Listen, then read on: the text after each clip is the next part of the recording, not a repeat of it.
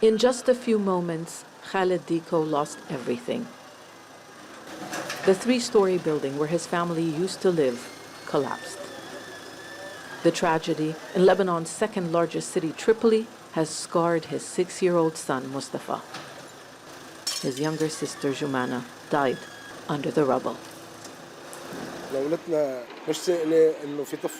In our country, the government doesn't care about us. We knew the building needed repair, but we couldn't afford to move. Thousands of families are living in danger because of the poor state of buildings. Temporary fixes to reinforce the foundations are not permanent solutions.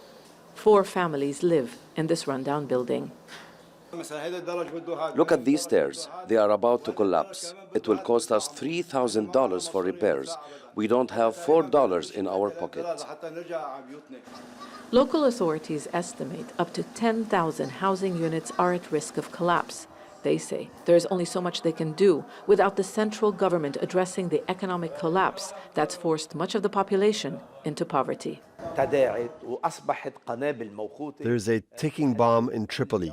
We, the municipality, are doing our job by warning people to evacuate, but a solution is the responsibility of the government.